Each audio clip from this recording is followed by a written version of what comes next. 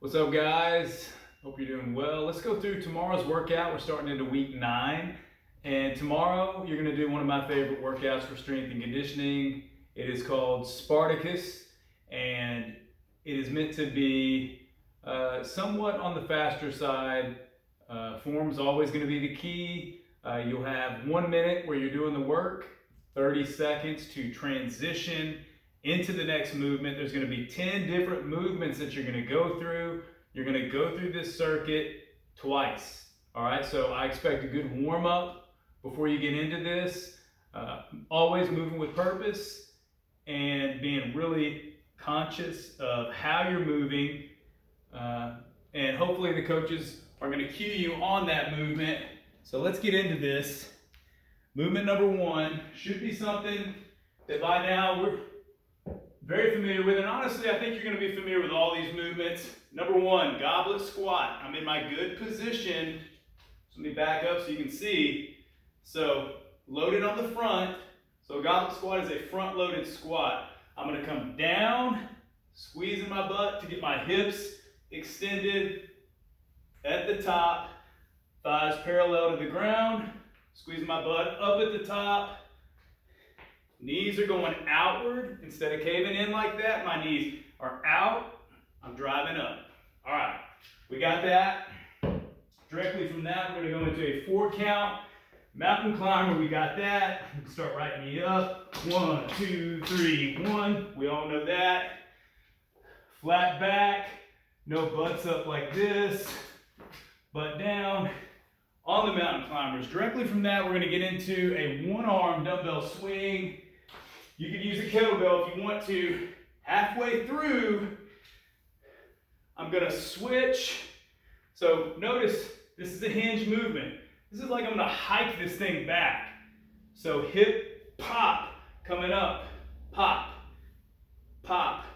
Notice my knees are basically kind of staying. There is some flexion, but it's not a squat. I'm not going down like that. My butt goes back. Doesn't really go down, it goes back.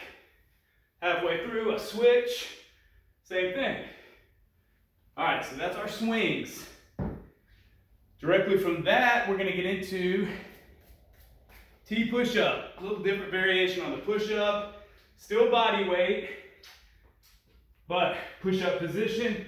I'm gonna come down, I'm gonna rotate up. This is number 2. I'm going to rotate up. And so forth. You get the idea. We're going to create a T. My shoulders should always stay 180 degrees apart on that. We're going to go into split jumps after that. Iron mics. Hands are going to be up here. I'm coming down. Alternating. Split. Lunge. Jumps. If that's too much on the knees, split lunge position, or AKA split squat.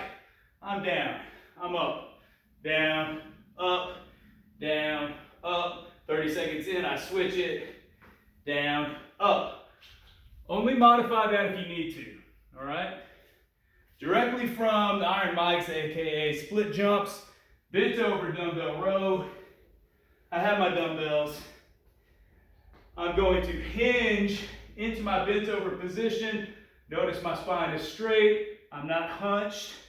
So once again, I'm going to get into it, pushing my butt back, dumbbells come into my ribs, elbows go straight. So at this top position, I'm squeezing shoulder blades. Squeezing shoulder blades, dumbbells come into my ribs. After the bent over dumbbell row, a little bit different on this one.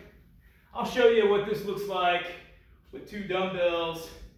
Lateral lunge, 2 dumbbells. It's like I'm going to put them on the floor, right back up. On the floor, right back up so you can see me. I'm coming in. Notice how I'm sitting back into my right butt cheek.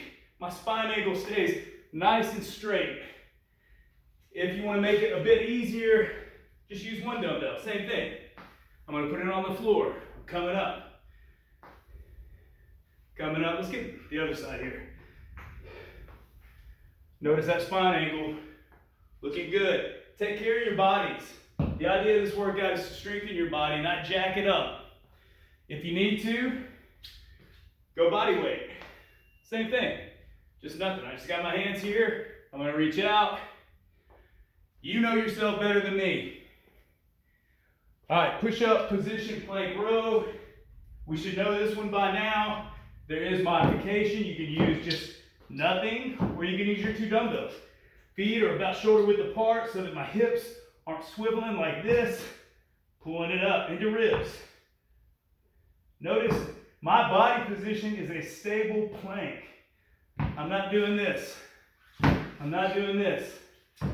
My imaginary belt buckle will stay squared up to the floor the entire time that I'm doing that exercise.